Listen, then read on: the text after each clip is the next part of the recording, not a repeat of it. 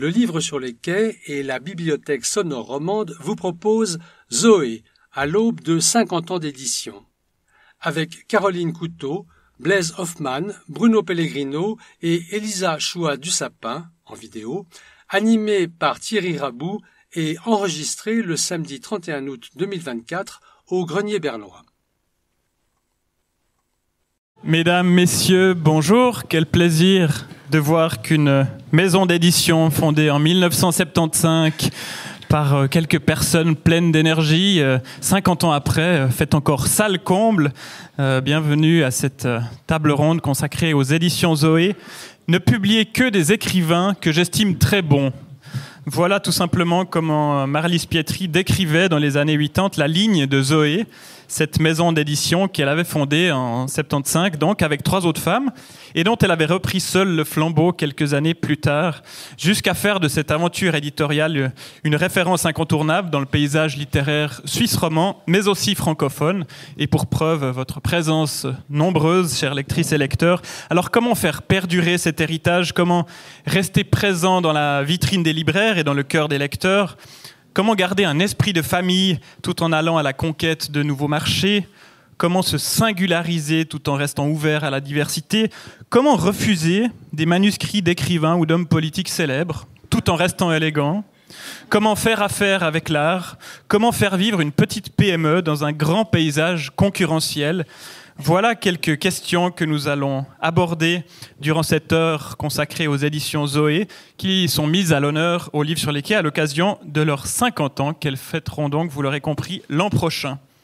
Alors, une maison, c'est des fondations, on y reviendra, mais c'est aussi des murs porteurs, des personnalités capables de l'incarner. Et nous avons le plaisir d'en accueillir plusieurs autour de cette table, des écrivains, tout d'abord, que Zoé doit estimer très bons, car ils ont une place importante dans le catalogue.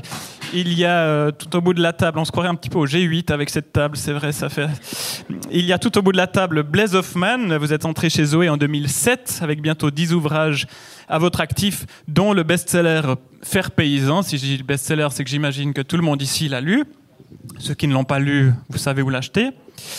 Il y a Bruno Pellegrino à côté. Alors vous vous êtes fait connaître en 2018 avec Là-bas, août est un mois d'automne. Et depuis, vous avez publié d'autres ouvrages, mais vous avez aussi coiffé une casquette d'éditeur chez Zoé. On y reviendra également. Il y a sur l'écran Vivitech, ça c'est la marque du Beamer, mais il devrait y avoir Elisa Choua-Dussapin qui nous rejoindra en vidéo si tout va bien, écrivaine phare de la maison depuis l'immense succès de L'hiver à Sokcho, qui a véritablement changé sa propre destinée, mais aussi celle de sa maison d'édition, nous en parlerons. Et enfin, il y a vous, l'éditrice, Caroline Couteau, qui en 2011 avait repris des mains de Marlise Pietri la direction de cette belle maison et qui aujourd'hui, à votre manière, prolongé cet engagement pour tenter de porter le rayonnement de ces auteurs le plus loin possible. Alors j'aimerais commencer avec vous, Caroline, pour déjà savoir ce que sont pour vous les éditions Zoé. Est-ce que la métaphore de la maison vous parle? On parle parfois d'écurie aussi, comme si ces écrivains étaient des canassons, de vulgaires canassons qu'il faudrait faire courir le plus loin possible. Est-ce que c'est une famille? Est-ce que c'est une réunion de famille? Quelle est la métaphore qui vous parle le plus? Est-ce que c'est une entreprise? Comment définiriez-vous cette maison quinquagénaire? Avec un micro, s'il vous plaît. Merci. Bonjour à tous. J'aime bien le mot famille, en tout cas plus qu'écurie, ça c'est sûr. Tu m'as demandé de faire un portrait un peu technique. C'est peut-être l'occasion de le faire maintenant, du coup. Il y a d'abord les écrivains, c'est quand même avec eux que tout commence. Je pense qu'il y a à peu près entre 40 et 50 écrivains vivants, écrivains en français ou traduits aujourd'hui, et une quinzaine d'écrivains morts patrimoniaux. On est 7 salariés, dont 6 qui travaillons dans un bureau. La 7e parcourt les librairies de Suisse romande. Et puis on est à peu près 7 personnes qui travaillent très régulièrement, toutes les semaines pour Zoé, mais pas de manière salariée, comme les metteurs en page, les graphistes, les relations libraires en France, les attachés de presse en France, et j'en oublie, des correcteurs. Voilà. Il y a sûrement d'autres fonctions qui y arriveront au gré de la rencontre. Donc plus de vivants que de morts chez Zoé.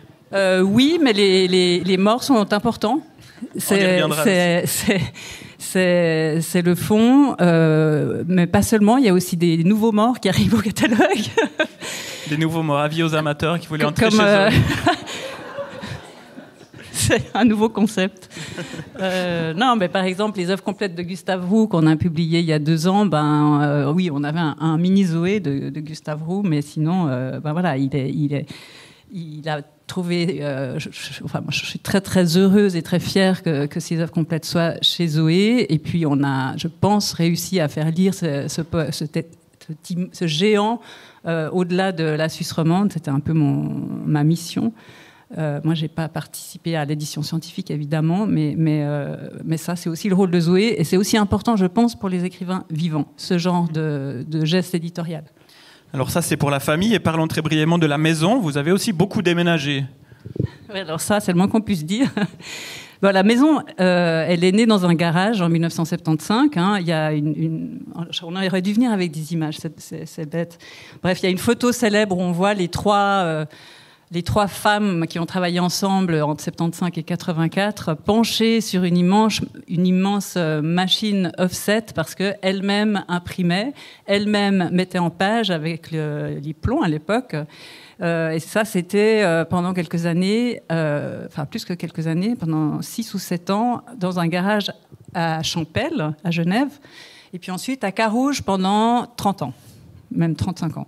Et puis ensuite, nous avons déménagé à Chênebourg en faisant 3 déménagements, mais à chaque fois de 50 mètres. Donc, mais c'est quand même des vrais déménagements et l'occasion de faire des découvertes dans les archives, mais aussi de s'alléger beaucoup. Bruno en sait quelque chose.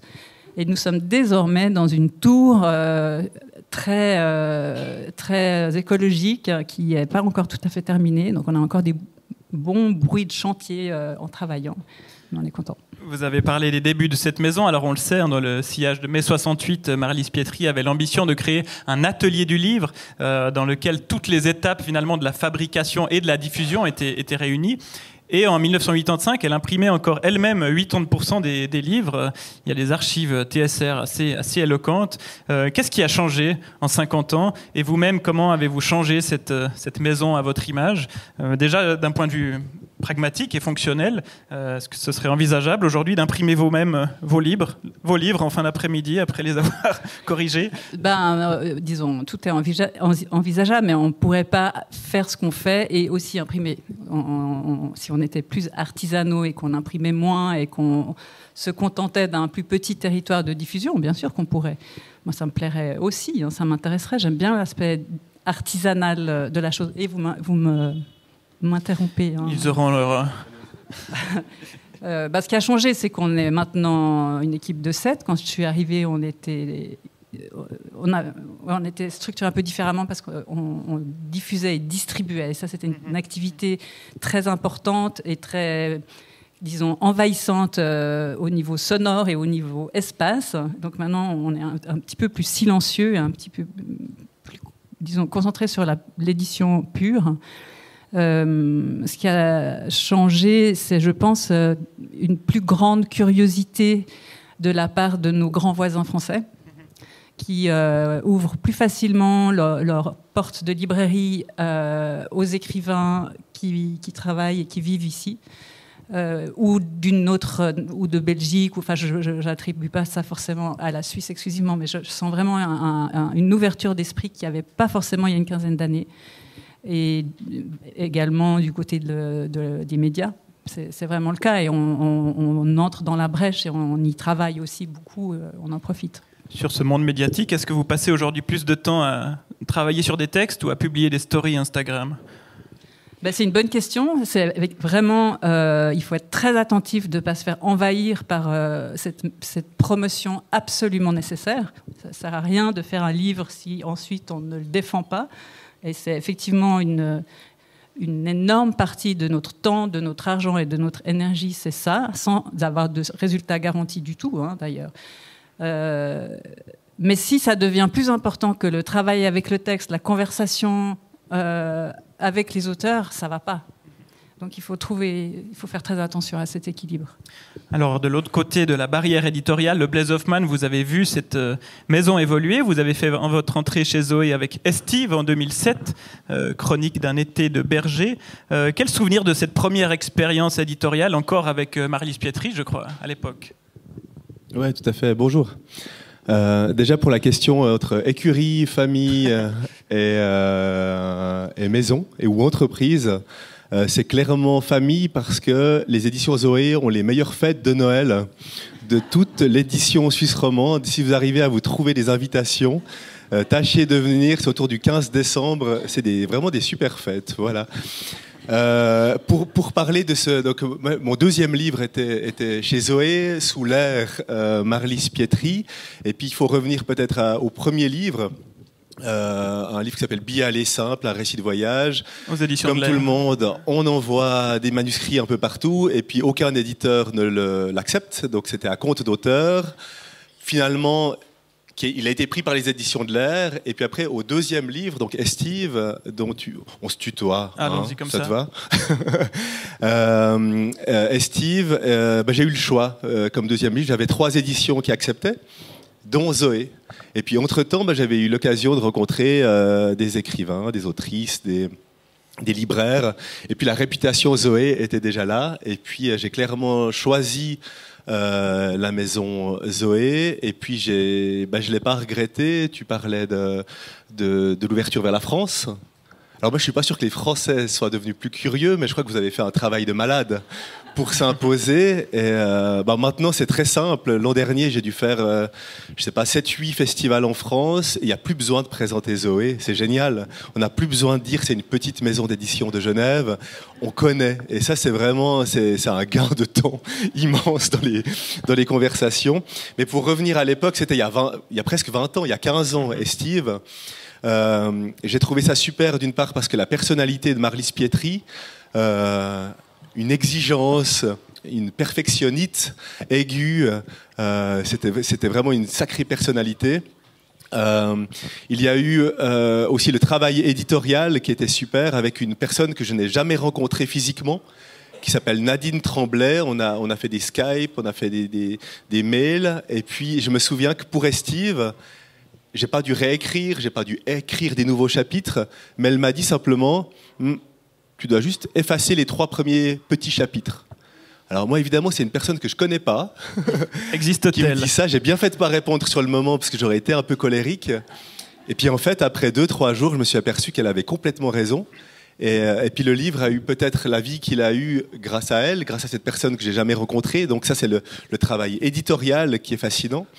Et puis avec Estive, il y a eu 2 choses qui... Je ne sais toujours pas si c'est Zoé qui en est la cause, mais j'ai eu un prix en France, et ça aide quand on est en Suisse. Et puis une bourse qui m'a permis, des années plus tard, quand j'ai plus voulu être un salarié, de devenir écrivain à plein temps, et c'est grâce à cette bourse-là. Donc c'était vraiment un choix, et puis après, depuis, c'est devenu ma maison, ma famille. Et comment se construit la fidélité à une maison? Alors vous avez publié plusieurs ouvrages dont Marquise, Capucine, La Fête aussi sur la fête des vignerons et surtout Faire paysan qui est devenu un vrai best-seller de la maison. Est-ce que c'est toujours resté une évidence pour vous de publier chez Zoé? Évidemment, en tant qu'auteur indépendant, on doit gagner sa croûte. Peut-être que la France s'ouvre un plus grand marché. Est-ce que vous allez chez Zoé parce que vous êtes refusé chez Gallimard? Ou est-ce que c'est une conviction forte que d'aller chez Zoé pour accéder à la France aussi? Gallimard, c'est quoi? Petite maison régionale. A-t-on le droit d'être infidèle, finalement? Parce que vous publiez aussi... C'est ça, c'est pas une maison qui est consanguine, dans le sens que je fais énormément d'infidélité. Et j'ai trop de confiance, mais j'ai l'impression que ça te dérange pas. Mais typiquement, au début d'année, j'ai publié un livre jeunesse à La Joie de Lire. Cet automne, c'est à Noir sur Blanc qu'il y a un livre. Et puis l'année prochaine, à Art et Fiction. Et je crois que ces 20 dernières années, j'ai publié plus ou moins à peu près dans toutes les éditions suisses romandes. Et puis je trouve ça très intéressant, mais ma maison, c'est Zoé. Et pour des projets qui sont vraiment personnels, c'est Zoé. Et puis c'est pas du tout, c'est une relation qui s'est tissée d'abord avec Marlise, maintenant avec avec Caroline et l'équipe. C'est vraiment important de rappeler l'équipe parce qu'on a des liens directs et très soutenus avec toute l'équipe. Et puis, c'est d'une part, il y a eu des mauvaises expériences chez d'autres éditeurs où tout à coup, on publie un livre, il y a une préface annoncée sur la couverture, mais elle n'est pas dans le livre, il a oublié. Tout à coup, il y a des livres où il n'y a aucune promotion, c'est ce que tu disais. Il y a des livres où il n'y a plus assez d'argent pour faire des retirages, donc ils sont épuisés.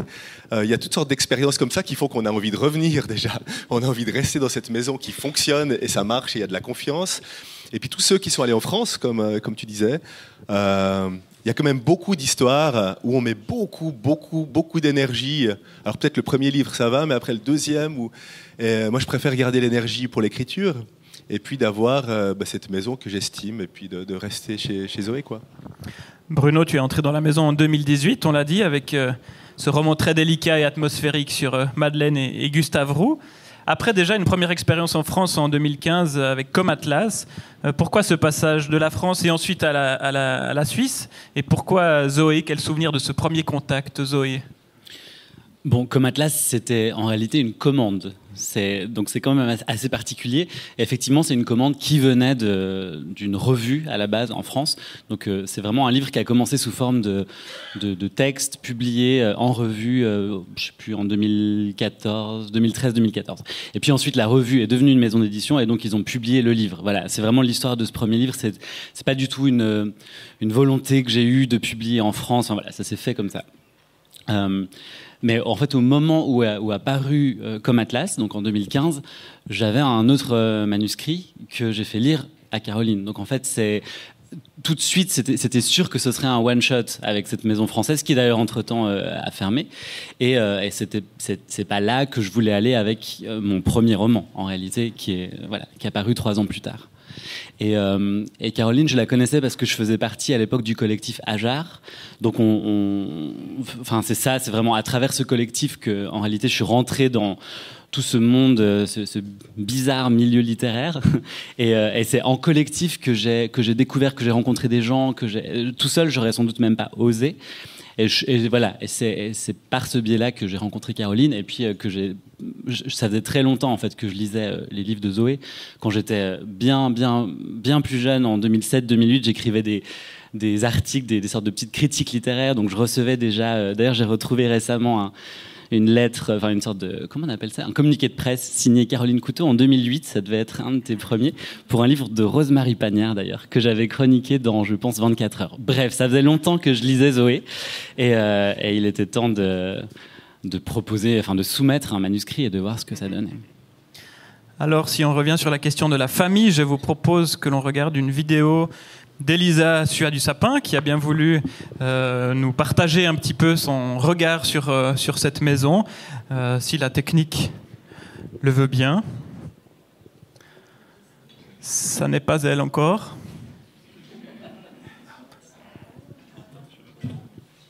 Peut-être on pourrait éteindre la lumière.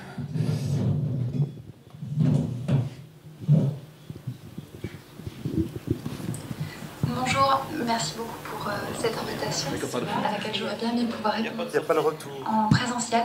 C'était pas possible parce qu'au moment où je vous parle, je suis au Proche-Orient pour travailler à mon prochain roman et je suis partie pour quelques années, donc c'était malgré tout une chance de pouvoir parler des éditions Zoé qui m'accompagnent depuis les débuts de mes publications, c'est-à-dire Ibera Sukcho.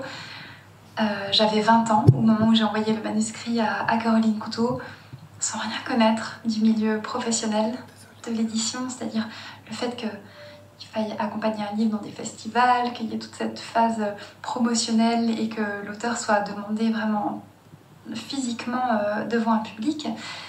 Et je m'estime très chanceuse d'avoir pu grandir au niveau littéraire et au fil des romans avec ce lien à Caroline Couteau qui est pour moi une éditrice exceptionnelle dans la qualité du regard littéraire qu'elle pose sur les textes et qui ne fait pas de concessions par rapport à l'économie de la chaîne du livre, c'est-à-dire qu'elle ne cherche pas à modifier un texte pour qu'il se vende mieux, comme ça peut quand même être parfois de plus en plus le cas dans des maisons qui sont de plus en plus tributaires des lois du marché. Et c'est vrai que pour moi, c'est tellement important d'avoir cette confiance totale du travail sur le texte. Et aujourd'hui, Zoé est une maison qui me porte à un point absolument inespéré, avec plusieurs dizaines de traductions de langues dans le monde, des adaptations au théâtre, au cinéma, et tout ça est vraiment parti de ce manuscrit envoyé par la poste, et que Caroline a été la première à repérer. Je l'avais envoyé à Zoé et à 3 maisons en France, dont j'ai reçu 2 réponses négatives tout de suite et une positive bien plus tard.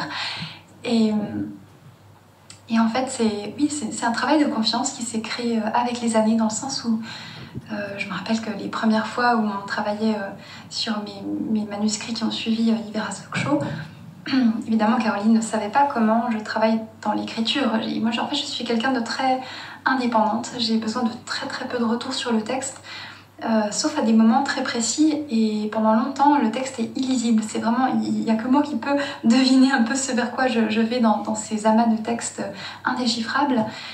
Mais Caroline voulait quand même vraiment les voir, et je lui disais mais non, c'est pas lisible. Et puis en même temps, je pouvais difficilement dire non, on se connaissait assez peu. Et je crois que la première fois, je lui ai fait très peur parce que, effectivement, mes textes étaient illisibles. Donc, elle a vraiment dû se demander d'où sortait Hyper à Sokcho. Mais petit à petit, et moi, évidemment, je suis sortie complètement démoralisée de ces premières rencontres de travail, jusqu'à ce qu'on ajuste petit à petit nos regards, on apprenne à se faire confiance sur nos manières respectives de travailler ou d'aborder un texte en chantier. Et aujourd'hui, pour moi, qui ai, pour le coup, terriblement besoin d'être rassurée, on sait que ça passe plus par du dialogue, moins spécifiquement sur le texte, sur la langue, mais vraiment sur l'enjeu général ou l'intention. Et on en arrive à un point où voilà, je montre en fait le texte plus ou moins dans une version finale en toute fin de processus, après plusieurs années de travail. Je suis aussi très heureuse d'être dans cette maison d'édition pour la qualité tellement belle, je trouve, du lien qu'on peut avoir entre autres auteurs de la maison. Je ressens tellement pas de... On se réjouit vraiment les uns pour les autres. Quand il nous arrive quelque chose, une parution, pour certains, on se lie aussi dans les phases d'écriture. Et pour moi, c'est quelque chose qui est précieux, parce que c'est vrai que, comme je l'ai dit avant, je suis très indépendante dans le travail. Et parfois, c'est aussi quelque chose qui peut être pesant, en fait. De partir comme ça, d'être loin pendant tellement longtemps, de se concentrer sur un texte dont on ne sait pas, en fait, vers quoi il va aboutir. Et de savoir qu'en fait, il y a quelques personnes autour de soi qui publient aussi des livres avec les mêmes regards aiguisés sur nos textes et qui ont les mêmes doutes que soi. C'est vraiment quelque chose de réconfortant et de stimulant.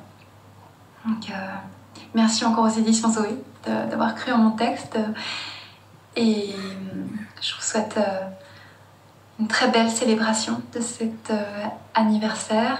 Je vous souhaite à tous et à tout un très beau festival, et je me réjouis de vous retrouver au prochain roman. Je ne sais pas exactement quand, mais dans pas trop longtemps, je pense. Au revoir.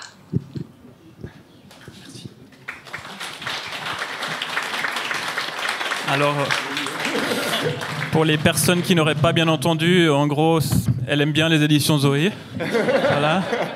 Elle trouve que c'est super. Et surtout, elle dit, on se réjouit vraiment les uns pour les autres et on se lie. Est-ce que Blaise et Bruno, ça c'est une notion qui vous parle, cette sorte de réjouissance collective? Est-ce que vous vous lisez les uns les autres? Est-ce que vous vous réjouissez ou est-ce que c'est des concurrents? Est-ce que vous vivez vraiment la famille de la même manière qu'elle, cette sorte de réjouissance collective pour ce qui arrive aux autres? Concrètement, hier, à la fin des dédicaces, j'avais 3 heures de dédicaces. Les 3 livres que j'ai achetés, c'est 3 livres Zoé. Il y a d'autres éditeurs aujourd'hui, aussi. je vais aller regarder ailleurs. Mais c'est vrai que oui, on se lit. Je crois que Chesset disait que les auteurs suisses romans ne se lisent pas, ils se surveillent. En tout cas, chez Zoé, je crois qu'on se lit. Et puis, il y a toujours des histoires. C'est-à-dire que Bruno... on s'est quand même retrouvé au Salon du Livre de Genève dans un fameux projet initié, je crois, par Isabelle Falconier, qui est présente, qui s'appelle Parrain Poulain, ou le contraire. Et puis alors, je me suis retrouvé comme une sorte d'auteur d'expérience à coacher Bruno, et tout à coup là, pour Faire Paysan, le conseil éditorial et les remarques éditoriales, c'était Bruno qui me les a faites, et c'était super de travailler avec lui, d'avoir ces retours-là. Et puis pour la petite histoire, je vais me faire virer de la maison Zoé, je crois. Je vais parler de Caroline, parce que donc, comme disait Elisa, il y a des retours comme ça généraux sur une œuvre qui sont toujours super. Parce que ça nous aide, ça nous guide. Et ça, c'était la première lecture de Faire Paysan. Et puis il y a aussi dans le document Word, il y a des petits commentaires dans la marge. Et je vous fais une lecture. C'est mon dernier livre chez Zoé. Pour le rythme, ce serait mieux si on supprimait cette fin de phrase. Je m'ennuie, j'ai compris. Si tu gardes, ça vaudrait la peine de mieux le formuler, sinon ça fait donneur de leçons un peu léger, ce qui me gêne comme lectrice. Je n'aime pas qu'on me dise quoi penser. Bof. Tu changes trop de point de vue dans ce passage. Je ne suis décidément pas convaincu par ces citations hors de ton texte. Elles font un effet littéraire un peu paresseux. Pourquoi ne pas les intégrer plus simplement et modestement ? Choisir entre italique sans guillemets et romain entre guillemets et harmonisé. Je peine à comprendre le fil narratif. Peux-tu resserrer ? Redite, on a compris, je m'ennuie. Lourd, tu arrives à reformuler. Tout le monde comprendra, t'as pas sûr. Déjà dit, resserre, bof. Resserre, l'info et le commentaire sont mélangés, ça affaiblit le propos. Bof, trop gnangnan. Trouve une de tes formules bien balancées. On a compris, panégyrique contre-productif. Beaucoup de digressions dans ce chapitre. J'ai l'impression régulière d'être la dernière. Tu trouves comment les dire mieux ? Plus sobre, plus simple, donc plus fort, sans t'énerver, éventuellement avec un peu d'humour. Et ça, c'est tellement précieux.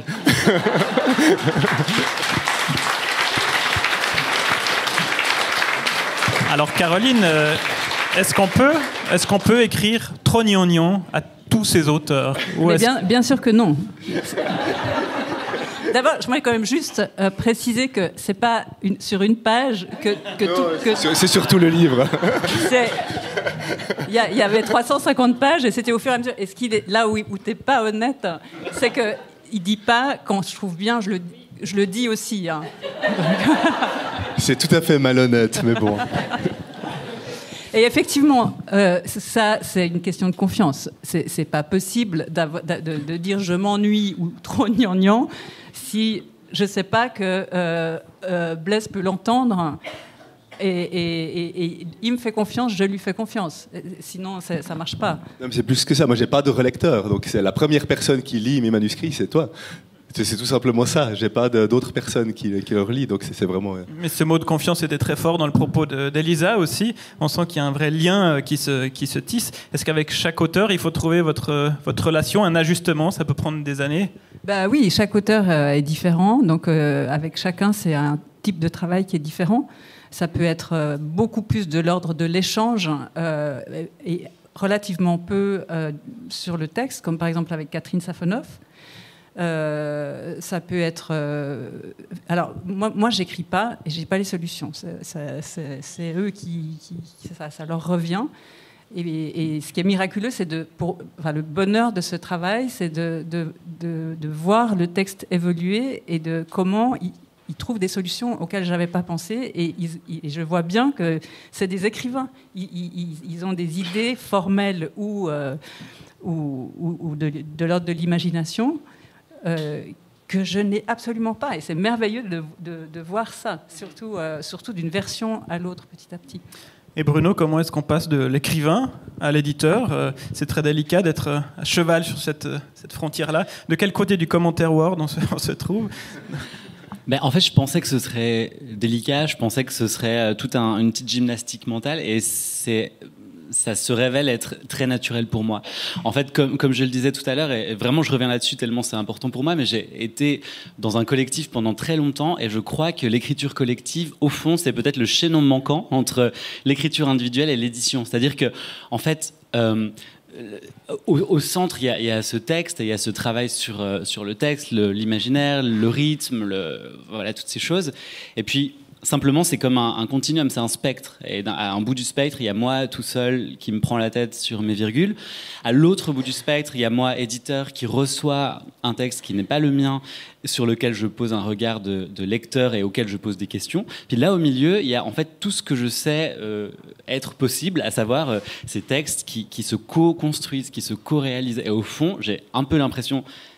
J'irai peut-être pas jusque-là, j'assume pas encore, peut-être dans 50 ans. Mais qu'au fond, l'édition, c'est de l'écriture collective. Il y a quelque chose de cet ordre-là. Et cela dit, je le dis aujourd'hui de ce point de vue-là, mais je le pensais quand je n'étais que auteur. C'est-à-dire que, typiquement, avec Caroline, quand je... Et de manière générale, en fait, quand je fais lire un texte en travail et que la personne me fait ses retours, ça a une vraie influence. Et c'est rien de le dire. Ça change le texte. Donc, au fond, c'est une co-construction, c'est une co-réalisation. Et pour moi, c'est vraiment important. Non, t'es pas d'accord ? En tout cas, c'est mon expérience. Voilà. Donc maintenant, les commentaires de Bruno. Je suis Caroline, peut-être moins direct. Vous vivez pas la chose, vous vivez pas l'édition de la même manière. Moi, j'ai pas l'impression que je participe à l'écriture. Je pose des questions, je me permets des espèces d'horribles commentaires péremptoires comme ça, mais c'est pas pour autant que j'ai l'impression que j'influence j'amène, en fait, quand je lis un texte pour la première fois, je me dis qu'est-ce qu'il a voulu dire, qu'est-ce qu'il cherche à faire.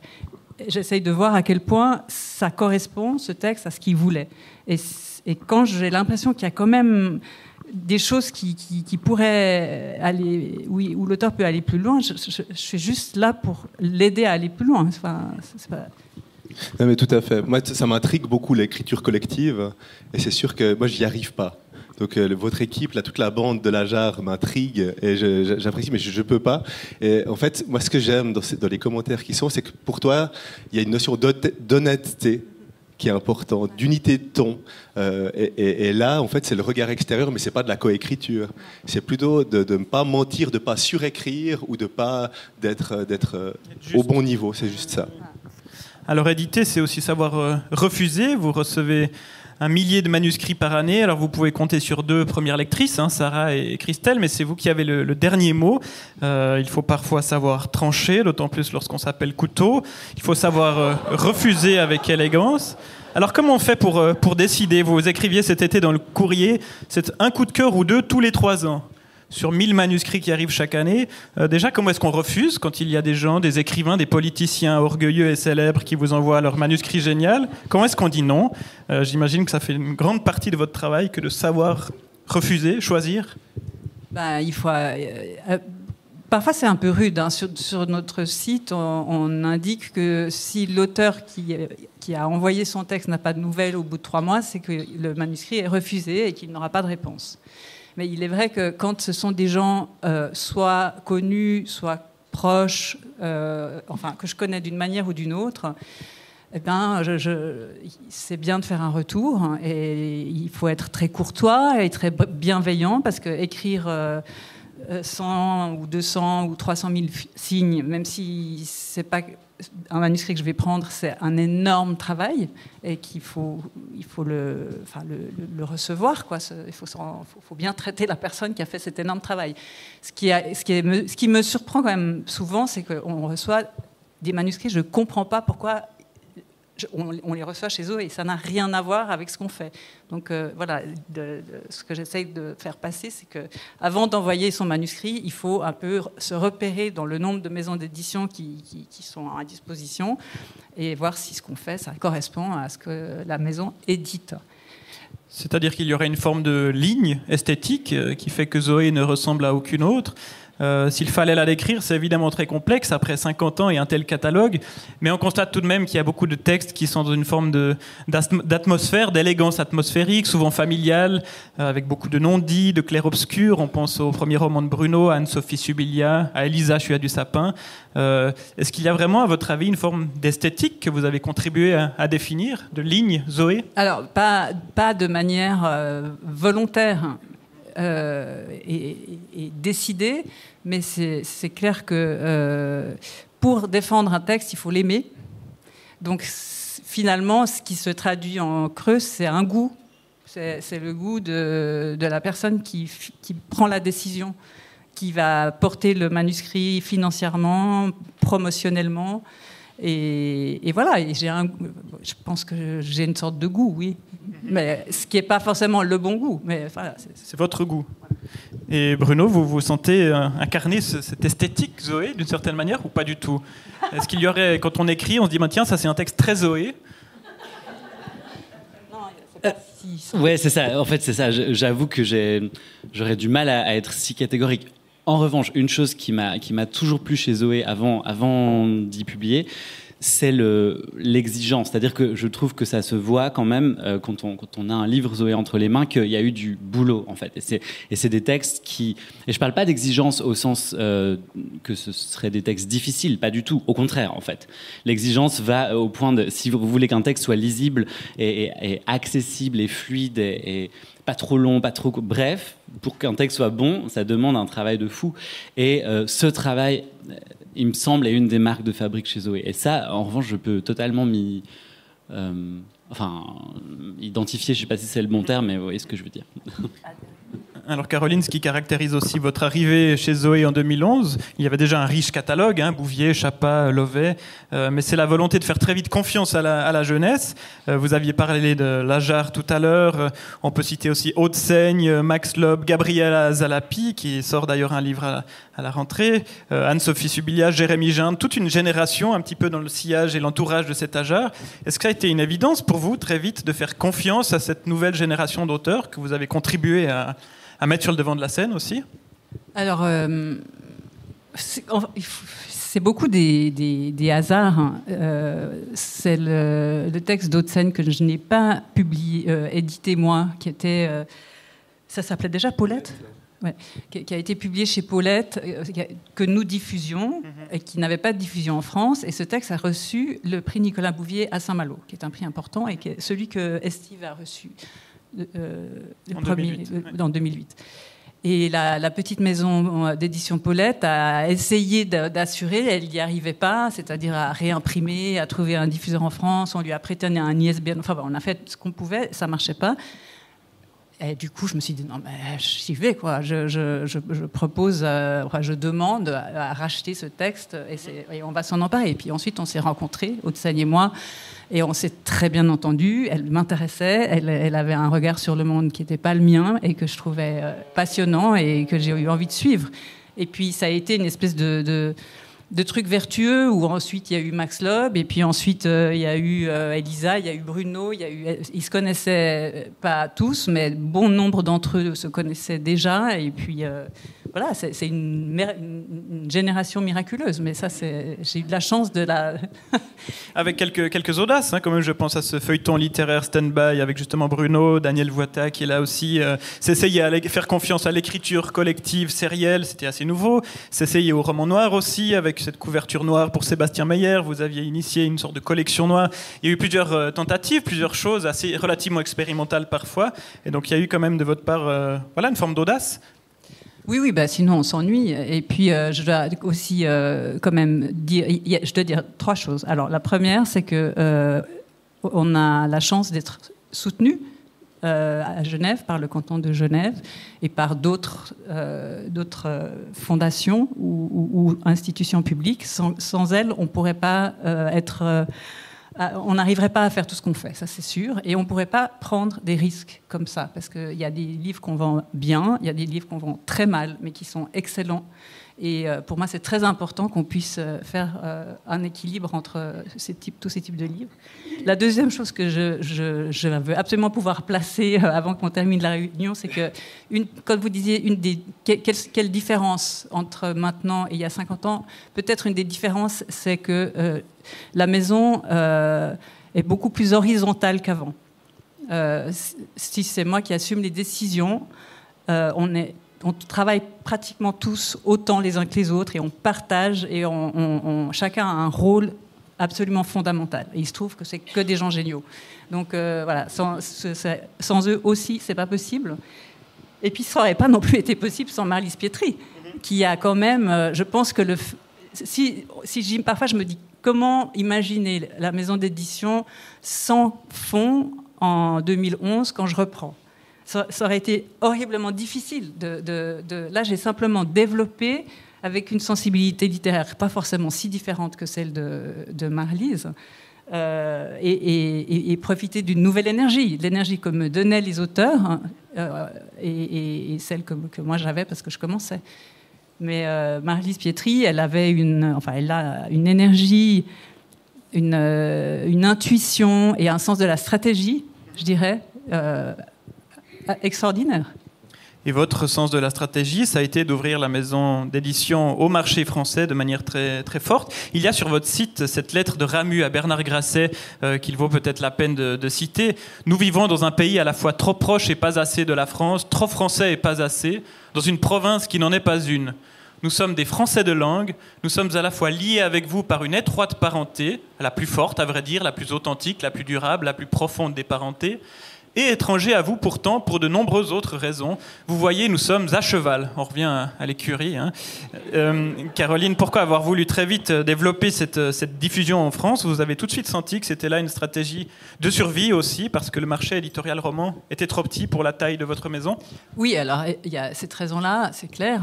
Il y a 68 millions de personnes en France, 2,5 en Suisse romande. Donc il y a un marché qui permet justement de continuer à prendre des risques aussi. Hein, on est subventionné, mais de manière relativement marginale par rapport à une institution publique. Donc c'est très important de vendre des livres, parce que sinon on ferme. Je pense que c'est très sain. Et, enfin, en tout cas, moi, ça me plaît, cette tension-là. Et la France, c'est pas seulement une histoire économique, c'est aussi une histoire d'oxygène.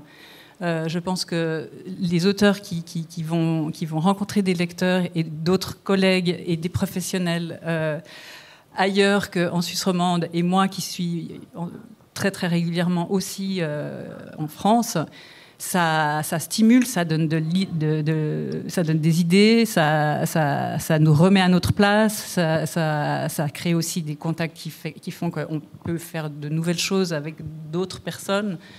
Et ouais, c'est sain, je crois. Mais dès lors que vous vous développez en France, quel rapport entretenez-vous encore à la Suisse romande? Vous publiez majoritairement les auteurs de Suisse romande. Est-ce que c'est par proximité géographique, par conviction esthétique? Qu'est-ce qui fait que Zoé est une maison profondément romande, alors même qu'elle s'ouvre au marché francophone? Est-ce que c'est une priorité pour vous que les écrivains aient un passeport régional? C'est un peu l'ADN de la maison que j'ai pas changé. Il y a des nouveaux auteurs qui sont français et qui ne sont pas liés à la Suisse du tout, mais vous avez raison, c'est quand même très clairement la majorité. Ça se trouve comme ça. Très bêtement, la conversation sur le texte avec quelqu'un qui est à Besançon ou au Havre, puisque j'ai des exemples comme ça, c'est beaucoup moins fluide qu'avec un auteur que je vois au minimum 1 ou 2 fois avant que le texte sorte. Et puis, au fond, c'est devenu ça. C'est devenu ma mission de faire lire cette littérature-là. Ouais. Et vous la faites lire à travers le monde. Et une écrivaine qui incarne vraiment ce virage ou ce visage international de Zoé, c'est Elisa Chua du Sapin. On l'a vu tout à l'heure, elle est actuellement au Moyen-Orient. Et son premier roman, vous le savez, Hiver à Sokcho, qu'elle a envoyé à 20 ans par la poste. Il faut avoir eu le bon flair pour ouvrir ce paquet à l'époque, a très vite reçu un accueil énorme avec de nombreux prix, des traductions. Et en 2021, sa traduction anglaise a reçu le National Book Award aux États-Unis, qui est une distinction de portée mondiale. Le livre est en cours d'adaptation au cinéma par Koya Kamura avec Roshdi Dem dans le rôle principal. Il sortira, je crois, en février, ce film. Dans les salles. Alors comment est-ce qu'un tel succès, adaptation au cinéma, traduit dans des dizaines et des dizaines de langues, comment est-ce que ça change une maison? Est-ce que toute la famille roule en Tesla? Absolument, oui. Comment est-ce que il faut être très réactif quand de tels succès arrivent? Je parle beaucoup là. Non, mais c'est génial. C'est des moments de bonheur pour l'ensemble de l'équipe où on est survolté, l'adrénaline est à fond, et puis Et puis, je pense que c'est quand même assez vertueux pour l'ensemble des auteurs, même si c'est pas toujours. Je trouve franchement, les auteurs Zoé sont très élégants. C'est pas ce que tu dis. Moi, je le crois, mais c'est pas une évidence de pas être jaloux. Et ça, j'ai l'impression que ça se passe pas parce que justement, ils se lisent et je pense aussi que si une autrice tout à coup a un succès international, le nom de Zoé circule et ça va peut-être faire que tel autre auteur sera lu par tel agent qui va pouvoir le donner au bon éditeur en allemand ou en anglais. Voilà. Donc c'est bon pour un peu tout le monde en fait. Bruno, une telle destinée, c'est quelque chose qui fait rêver quand on est chez Zoé. On va se dire, le prochain ce sera moi. Vraiment, je pense pas du tout en ces termes. Je dois dire, on peut ne pas me croire, mais je vous assure que non. En fait, c'est vrai. Enfin, je suis tout à fait d'accord avec ce que dit Caroline. D'ailleurs, au sujet de la France aussi, au sujet de la France, il faut que j'articule. Ça aussi, je pense que Zoé soit diffusée en France. Je l'entends souvent, un peu partout, dans les festivals, les gens disent mais vraiment c'est super parce que on voit vos livres, on trouve vos livres. Et ça, vraiment, en tant qu'auteur, moi, je sais que c'est aussi c'est important pour moi, ça veut dire quelque chose, quoi. Donc il y a déjà ça. Après, ce succès d'Elisa, en fait, je sais pas, je compare même pas. C'est vraiment pas du tout un objectif. En revanche, et ça c'est quelque chose, c'est des petites jubilations personnelles. Mais depuis que je suis chez Zoé, j'ai eu 2 ou 3 rentrées littéraires. Maintenant, je sais plus. Non, je crois que c'est ma 3e. Et ça, c'est vrai que quand un livre prend. Depuis que je suis chez eux comme éditeur, oui. Et en fait, quand un livre comme ça prend, est lu, enfin quand les gens s'emparent du livre et que c'est vraiment jubilatoire. Et je dois dire que ça donne aussi une énergie, ça donne envie de justement redoubler d'efforts pour les autres, justement aussi. Et ça, je m'attendais pas forcément à ça. Voilà, donc c'est effectivement très vertueux. Blaise, tu as eu quelques livres traduits, dont Faire paysan, qui vient d'être traduit en allemand par Yves Reber. Comment est-ce que tu vis cette expérience liée aussi aux éditions Zoé, qui fait un gros effort pour que les textes circulent dans les autres langues? En tant qu'écrivain indépendant, ça a un vrai impact, ces traductions et cet écho plus important? Ouais, je le vis mal parce que je parle très mal allemand, donc je dois refuser les rencontres là-bas, mais c'est super, le livre a vraiment une vie. Donc Faire paysan est devenu Die Kuh im Dorf lassen en allemand. Il y a une piste du côté de l'italien aussi, on espère que ça se concrétise. Et en fait, ça rejoint une autre réalité. L'agriculture, là, pour ce livre Faire paysan, est considérée totalement différent en Suisse allemande, et c'est une autre réception. Et il y a par contre beaucoup de médias en Suisse allemande. On me dit que aussi ça touche un peu l'Allemagne. Et puis c'est vrai, c'est une vraie seconde vie, quoi, pour les livres. Que ce soit les adaptations cinéma, que ce soit les traductions, et que ce soit le format poche aussi. Tout à coup, un format poche permet un deuxième souffle à un livre qui peut entrer dans les écoles, dans les formations. Ça peut donner des collections de classes qui sont dans les budgets des écoles aujourd'hui. C'est aussi quelque chose qui est aussi très important. Ouais. Caroline, qu'est-ce que ça représente chez vous en termes de ressources, cette expansion internationale, de rechercher des traductions, de suivre ces marchés des sessions, des droits audiovisuels et tout ça? Qu'est-ce que ça représente en termes de ressources humaines chez vous? Yannick Stiasny s'occupe des droits et est relayé par nos agents qui sont dans la salle, Pierre Astier et Laure Péchet, qui s'occupent de maisons d'édition ou d'auteurs. Il y a 2 formats et c'est eux qui connaissent le marché international. On n'a pas le temps de connaître comme eux personnellement tel éditeur aux États-Unis, tel éditeur en Allemagne, et ils ont des scouts. Enfin, c'est tout un réseau. C'est vraiment une vraie profession en soi. Et donc, c'est eux qui s'occupent de ça. Alors, Marlise Pietri, dans les années 80, disait « L'argent, c'est ce qui me donne mal à l'estomac tous les jours. C'est un souci continuel. » Est-ce que c'est toujours le cas pour vous? On est entre nous, là. Tout à fait. Comment vont les éditions Zoé? On se dit, ouais, voilà, des grands succès, des grandes traductions, un film. On se dit, ça cartonne, ces éditions. C'est en quelle année qu'elle disait ça? 1980. 1980, ouais. Donc, ça faisait 5 ans que la maison existait. Et à l'époque, il y avait quasiment aucun soutien pour l'édition. Donc, ouais. Moi, je pense que j'aurais pas tenu le coup. Donc, qu'est-ce que vous m'avez posé comme question? Si on était riche. Mais moi, je me souviens le premier retour que tu m'as fait de Faire Paysan, c'est que tu t'es complètement identifié à ces paysans qui vivent quand même avec des paiements fédéraux, avec des subventions, et qui sont pris comme ça en tenaille avec des injonctions fédérales, et puis qui doivent faire leur job. Et en fait, c'est le premier retour que tu m'as fait. Et je trouvais ça assez touchant. L'éditrice, les paysannes, les paysans solidaires. C'est ça, c'est une forme d'agriculture. On reçoit des paiements directs, mais il faut fournir des prestations. Oui, mais bon, alors quand même, les paiements directs qu'on reçoit, il n'y a pas de conditions. Il y a une totale liberté éditoriale, contrairement à la manière de travailler la terre quand on a des paiements directs comme agriculteur.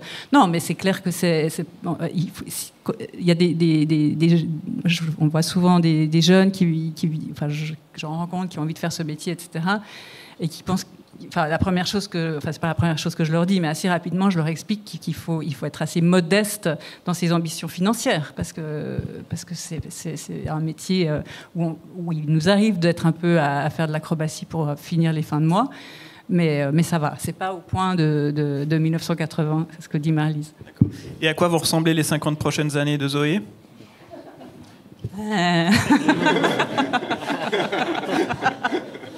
Non, ça va continuer, ça va devenir une maison qui va exister de plus en plus en France, je pense, et en Belgique, et puis on va continuer sur l'international à fond. On va pas forcément faire plus de livres. Je souhaite pas à la personne qui reprend Zoé de publier plus que 25 ou 30 livres par année. C'est la bonne taille? Ouais, c'est le maximum, vraiment. J'aimerais même en faire un peu moins, si c'était possible. Et puis de rester curieuse, une maison curieuse et une maison qui prend des risques. Ça, c'est important. Et peut-être avant de passer la parole au public, Bruno, je crois que vous avez beaucoup travaillé pour organiser l'anniversaire l'année prochaine, c'est 50 ans Zoé. Quelles sont les grandes lignes de cette année anniversaire et qu'est-ce que vous nous préparez?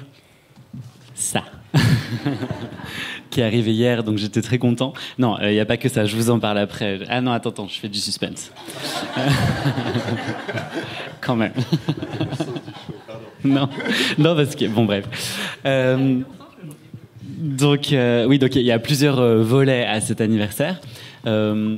L'un de ces volets, ça je suis vraiment très content et très curieux parce qu'il est en cours de réalisation. C'est un podcast ou une série documentaire que réalise Chahut Média, deux journalistes qui sont à Genève et qui ont récolté des témoignages ces derniers mois et qui sont en train de mettre sur pied, je pense que ce sera 4 épisodes de 20 minutes qui racontent Zoé, pas sur le mode chronologique et historique, mais de manière vraiment vivante avec les voix de Zoé aujourd'hui.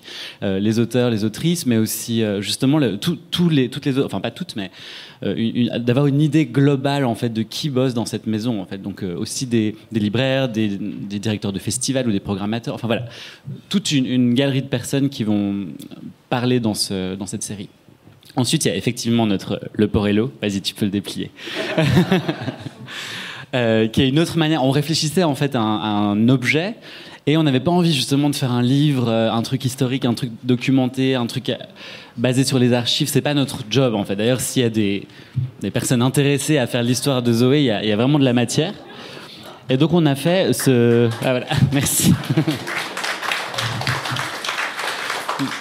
Donc voilà, au verso, vous avez un poster avec... En fait, on s'est dit, bon, Zoé, c'est qui? C'est les gens qui ont publié chez Zoé, en gros. Donc là, vous avez la tête de la plupart des gens qui ont publié depuis 50 ans. Les morts et les vivants. Les morts et les vivants, absolument. Les nouveaux morts et les futurs vivants. Et puis, de l'autre côté, bon voilà, ça se déplie au fur et à mesure. Vous avez des anecdotes, des histoires... de piocher dans les archives, des histoires de manuscrits, des histoires de couvertures, enfin voilà. On a essayé de donner une idée de, non pas ce que c'est qu'une maison d'édition, mais qu'est-ce que c'est que Zoé. Voilà. Donc ça, c'est un autre volet. Et puis ensuite, il y aura une fête en mai, en mai 2025 à Genève, mais vous en saurez plus. Ce sera comme Noël, un peu, l'ambiance. Ouais, exactement. C'est vrai que c'est réputé. Ce sera du niveau de Noël, ouais. Très bien. Sans doute avec des vins Hoffmann. Très alléchant. Merci, mesdames et messieurs, de votre présence si nombreuse malgré la chaleur. Est-ce que vous avez l'une ou l'autre question à poser aux représentants et représentantes de cette maison? Vous êtes assommés par la canicule. Je vous rappelle que donc Bruno Pellegrino sera en dédicace tout à l'heure pour un livre publié pas chez Zoé, Les Bouches, un très beau portrait d'artiste publié chez Art et Fiction. Blaise Hoffmann, lui aussi infidèle. Outre vos livres Zoé, vous sortez Les Mystères du Léman à la joie de lire, que vous dédicacerez aussi tout à l'heure et vous serez aussi présent demain toute la journée. Et Caroline Couteau, vous représentez les éditions Zoé avec 900 titres au catalogue et une quinzaine d'auteurs présents à Morges, dont Colombe Bonsen, Gabriela Zalapi, qui est vraiment un peu le phénomène médiatique de la rentrée, Michel Laya et littéraire, Lucas Berfus, Catherine Lovet, Katia Schoner, j'en passe. Ne publiez que des écrivains que vous estimez très bons, voilà, comme le disait Marlys Pietri, et pour en avoir lu plusieurs, je crois qu'on peut que vous donner raison. Je vous remercie beaucoup pour votre attention et je vous souhaite une bonne après-midi.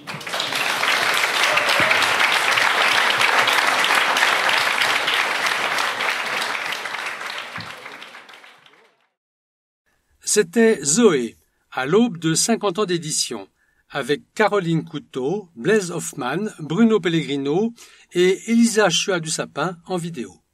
Enregistré le samedi 31 août 2024 au Grenier Bernois Morges par la Bibliothèque sonore romande pour le livre sur les quais.